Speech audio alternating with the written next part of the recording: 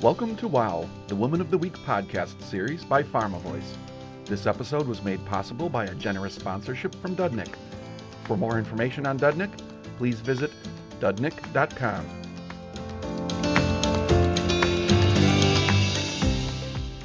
In this episode, Taryn Grome, editor-in-chief of PharmaVOICE magazine, meets with Laurie Bartolomeo, EVP and Creative Director, Dudnick.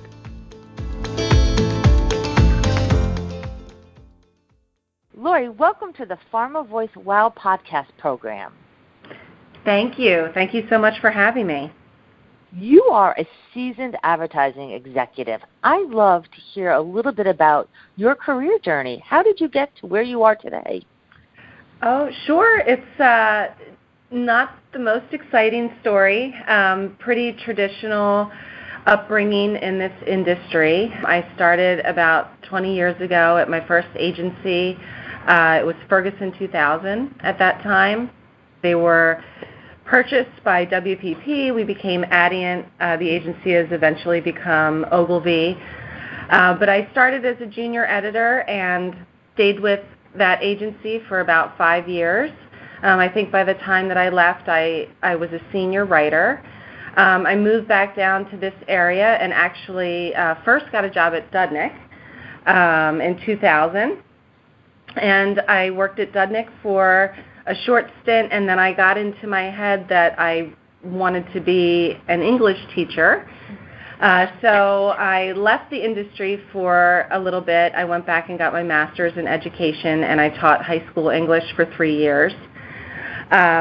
Realized pretty quickly that it wasn't for me, and I missed sort of working with adults, and I missed kind of sitting around and sharing ideas all day. But I did give it 3 years, and then decided to come back to the industry, and then I stopped at Saatchi & Saatchi first along the way, and then came full circle back to Dudnick, and I've been here for 13 years. So again, kind of other than the brief furlough into teaching, pretty traditionally just kind of worked my way through the copy ranks. That's awesome. And I would be remiss if I didn't ask you, did you learn any lessons by teaching those high schoolers that you still use today? Because that's not an easy gig. You know what? I absolutely did.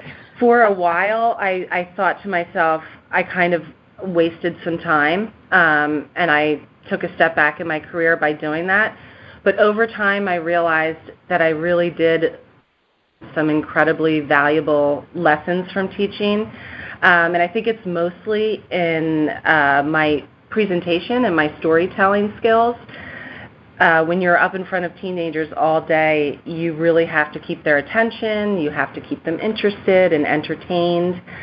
And doing that every day for 3 years, I think the biggest way that it helped me in this career is standing up in front of people and persuading them and getting them excited about ideas. So. That's right. If you can move a bunch of teenagers, then you've got the world on a string. Yeah. That's awesome. Yes. And they do give you, there is so much intrinsic reward to something like teaching, especially older kids that are capable of expressing themselves and telling you that you've done things to help change their lives. It just, unfortunately for me, wasn't enough to keep me in that field for a lifetime. I did want to come back to advertising. Well, we're glad you did. Let's talk about your leadership style. How would you describe the way in which you lead your teams? It sounds cliche, but very much by example. I feel that in order to be a true leader, you really have to earn the respect and the trust of the people around you. So I think I've been very hands-on. I put my everything into every creative opportunity that we have, and so I encourage everyone around me to do the same. You know, really just trying to walk the walk and not just talk the talk, and show people, you know, what is possible if you really put your mind to it. Excellent. Your colleagues really acclaim you for your talent to be able to seamlessly blend strategy and creative. It's not easy. And so talk to me about your process and why you think the two are inextricably linked. I would say they're linked. I think you can't really have good creative unless it is based in meaningful strategic insights. It's one thing to just sort of grab attention and break the book, so to say, but to really change behavior and move the needle, I think you have to hit on some internal truth, something that's going to resonate with your audience in a way that's powerful and actually makes them reconsider their mindset or their behavior. So I really think they both go hand in hand. Our process has evolved over time and is always evolving. I think one of our biggest core values here is to keep learning, and we are every day evolving our strategy process and coming up with new tools to help us really get to those meaningful insights. And I think you know it when you see it. You know, when you see a piece of creative or a campaign that is based in something very meaningful and that's going to move people, I think you just know. Yeah, that was going to be one of my next questions is, how do you know you've hit the mark for clients? Do you see like this big aha, everybody's face lights up? What does that feel like? And how do you know when you've hit that mark? Yeah, it feels great. That's sort of what keeps us going and keeps us in the business, those aha moments. And just feeling like we've hit on something and everyone in the room starts nodding, and you know that you can sort of build on that insight that you've discovered and that you've accomplished what you've set out to do, and you know that you've got the basic for an incredible story. So yeah, that's the best feeling there is. And then, of course, in the audience, too. You see it sometimes, whether it be at conventions or you see it in market research when you're sitting behind the glass, and you just can kind of see your audience's face light up, and you know that you've made a connection. Excellent. You know, I just want to circle back a little bit. You know, you took that off-ramp and did some teaching, but then you came back into healthcare advertising. Yeah. And, you know, we kind of joked about, you know, we wanted to talk to adults. But what is it, because you've used your talents in any industry, what is it about healthcare advertising that excites you, that really revs your engine? You know what? I was just going to, when you asked me what excites me, I was thinking of that word exciting. I think it is really exciting. When I first left teaching, I actually thought maybe going into the medical education world would be a nice blend of my advertising background and my teaching degree. But again, I just felt it just didn't have enough excitement to it. I love the excitement of coming up with ideas, making them come to life, presenting them. It's a lot of pressure, but with a lot of pressure comes a lot of enjoyment as well. You know, there's nothing more intense than knowing that you have a huge presentation on a Friday and it's a Tuesday and nobody has anything and the ideas just aren't flowing. And, you know, you've just got to dig deep and reach down and find something. And when you do, it's just exhilarating and it's fun and exciting. And as I mentioned before, I like spending time sitting around talking about ideas. And so I get to do that a lot, which is, I feel very grateful that I can make a living doing that. Ideating is a really special kind of talent, and it's a different approach to problem solving, and not everybody is really good at it. So yeah.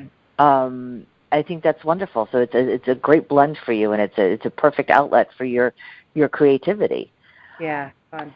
I want to switch tacks a little bit here. I know that you have a child with a rare disease, which has greatly influenced your outlook in so many ways. Would you mind sharing with our audience a little bit about your rare disease journey and what some of the key lessons you've learned along the way? Sure. You know, I was just thinking the other day, we acquired our first orphan product here at Dudnick about 10 years ago. And I did not have my son yet at that time, and it was all sort of new to me, and again, very interesting and exciting, this sort of world of rare disease. And then, when my son was born, I started to live this journey that I had only watched other people go through my professional career. It has followed very much some of the insights in what we know is so challenging and difficult about rare disease. My son was diagnosed with infantile spasms at 11 months. Infantile spasms is not really technically a disease. It's more of a cluster of symptoms indicative of something else. And getting his actual diagnosis, his underlying diagnosis of Angelman syndrome, took us 7 years, which is frustrating and also what we see so often in rare disease communities. So I just sometimes find it so interesting, even working in this business, even living in an area where we are surrounded by some of the top doctors in the world, it still took 7 years. So it gave me a unique perspective into so many families that are going through the same thing. And what is your son's name, and how old is he now? His name is Sammy, and he is 9. Wonderful. How is his health right now today? Have you figured out some treatments that have improved his quality of life? We have. He's fantastic. I mean, he just brings so much love and joy to everyone that meets him. You kind of have to meet him to get him. I can tell you he's nonverbal, so he doesn't talk. He's G-tube fed, so he doesn't eat, and he's in a wheelchair, and he doesn't walk. But when I say all of those things, I feel like it paints a picture of him that is not him. He is an amazing little boy, and he connects so deeply with his family and with other people around him. We couldn't be more grateful and blessed to have him in our family. Oh, that's wonderful. Given all that you've gone through in finding a diagnosis for Sammy, do you have any advice for other parents who may be going through a similar journey? Yeah, I mean, you truly have to be an advocate, and you have to push not only for your children's best interest, but for yourself as well. We're lucky to live in an area where we have access to so many great services, but you have to push for yourself. It was interesting how we came about Sam's actual diagnosis. Chris Tobias, who's the president of Dudnik, was actually at a client meeting, and he was listening to a parent of a child with rare disease speak, and she was talking about whole genome sequencing, and that she actually went back to school to learn how to become a geneticist herself in order to diagnose her own child. And so Chris came back from this meeting just so inspired and excited, and he handed me a stack of about 10 different published papers on whole genome sequencing and said, I think you really need to read about this, and you really need to think about it for Sam.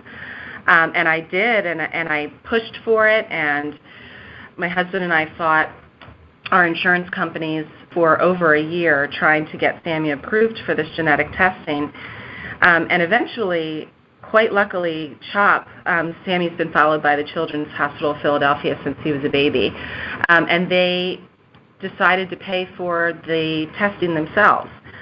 They had followed him for so long, and they were just as curious as we were to really find out what was going on. So they funded the testing, and it came back that he had Angelman syndrome, which was one of the disorders, the syndromes that I had suspected when he was a baby, just from doing so much research myself. So it was very satisfying to finally have an answer for some of Sam's symptoms, and also to know that we were sort of part of this community that we've now become connected with, that's very strong and very proactive and out there, this Angelman community. So many times in rare disease, it is those small groups, those small advocacy groups, that not only provide support, but also push for treatments. Oh, yeah. Are you finding that as well? Yes, absolutely. Angelman is a little bit lucky in the fact, too, that we've had a lot of publicity.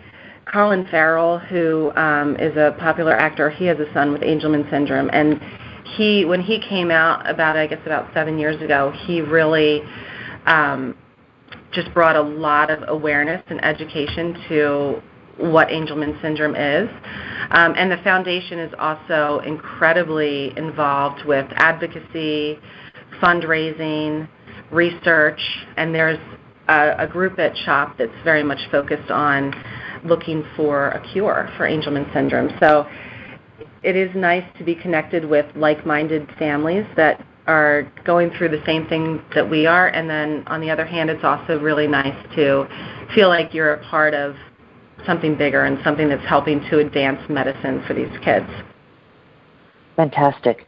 Talk to me, because you have such a vast knowledge of the inner workings of the healthcare system. How can the industry help move things forward for parents and children with rare disease? I think first and foremost, communities, families with rare diseases, they really need meaningful support. They need access to therapies, access to medical equipment, anything that we can do to sort of help support those families in a way and encourage our clients to do the same, I think goes a long way. Because of our experience and what we went through with the whole genome sequencing, I feel really strongly, and I hope that access to greater genetic testing will become available in the very near future. I know that technology is sort of always ahead of policy, but what we went through with not being able to afford the testing, so many other people go through as well. We were so lucky to have CHOP fund that testing, and I do know that every year the cost of genetic testing is coming down. I also know that many biotechs, even some of our clients, are paying 100% of the cost of genetic testing for the diseases that they treat, even when sometimes 5% or less of people that are tested are actually identified with the rare disease. So I think just helping families find that diagnosis and then getting them to the right treatments is something that we should, as leaders in this industry, really be pushing forward and advocating for. And so many times those treatments are off-label for that disease because of the small patient populations, right? So that makes it even harder for things like reimbursement. Yes. Yeah, I don't think Sammy is on anything that's actually, maybe one thing that's indicated for. But yes, it's a lot of off-label use, especially when you're talking about rare diseases in children, because many of the therapies have just been tested in adults. So yes, it's access. I think it's advocacy, it's awareness, getting people the answers that they need, and then hopefully the solutions so that they can live better with the diseases that they're facing every day. Awesome. Do you think there's an opportunity, too, for the pharma industry to create a better bridge with the payer systems? Because maybe I often hear these stories that it's the payers and the reimbursement that is really the sticking point. So how do we start to move that needle? That's a great question. I think by continuing to raise awareness of these rare diseases and advocate, truly, it's been said, there are somewhere around 7,000, probably more rare diseases out there. So while each individual condition is so rare, when you look at it collectively, there's more rare than there has ever been. And, I think regardless of how rare something is, each family, each life can be impacted so much by changes. So I think just focusing on it, elevating the importance of it, and treating some of these rare disease communities with the attention and the advocacy that they need. Amazing. Thank you so much. I know this is a personal journey, so I thank you very much for sharing your story. Yeah. You have been responsible for a number of product launches and great campaigns and your work in the rare disease field. Can you pick out maybe one wow moment you've had in your career? Is it possible to single out one? Oh, geez. Yeah, I mean, I guess we talked about all of the little wow moments along the way, the aha moments and the things that kind of keep you going. I guess when people ask me that, there's always one moment that sort of sticks out in my head. And it was, maybe 6 years ago, a campaign that John Kemble, who has been my partner on the creative and the art side for a long time, we put together a campaign for Cinrise, which was for hereditary angioedema, another rare disease. And this disease causes these random attacks of swelling, a very debilitating, difficult disease for people to live with, and one of the first ones that we were exposed to. So we became profoundly involved and met patients and did patient videos and met families, and it was such an amazing experience. And then the creative campaign, we call it the Swell campaign, we felt like really captured the insight of the emotional burden that the patient walks around with on a daily basis. And that campaign just received so much accolade, and not just from the patient community and the client, but then it won a Manny, and we got to go up on stage and accept the award. And so I think, while there have been many moments, I think that one was just sort of this culmination of doing great creative work, doing something important to raise awareness of how difficult this disease was, and then also, ending with kind of this public recognition. I sort of always go back to that campaign as being a favorite. Fantastic. And then finally, is there a piece of advice that you would give to your younger self, something you wish you knew then that you know now? Gosh, there's so much. I think there's so much that I know now that I did not know then. Probably I would tell my younger self to speak up more. When I first started in this industry, I was young and not very confident, but I always had these ideas in my head, and I was too afraid to throw them out there. And as I've grown older, I'm pretty much, I should probably speak up less.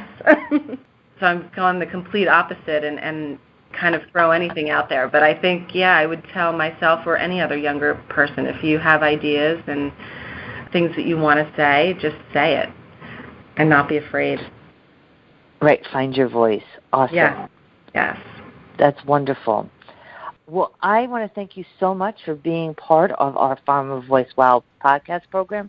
It was great to learn about your journey, and thank you again for sharing so many of your personal insights with us. Oh, thank you for the opportunity, Taryn. I really appreciate it. This was great. Thank you for listening to this episode of WOW, the Woman of the Week podcast series. And thanks again to Dudnik for sponsoring this program. For more information on Dudnik, please visit dudnik.com. We also encourage you to listen to additional episodes at pharmavoice.com/wow. This 2019 program is copyrighted by PharmaLinks LLC.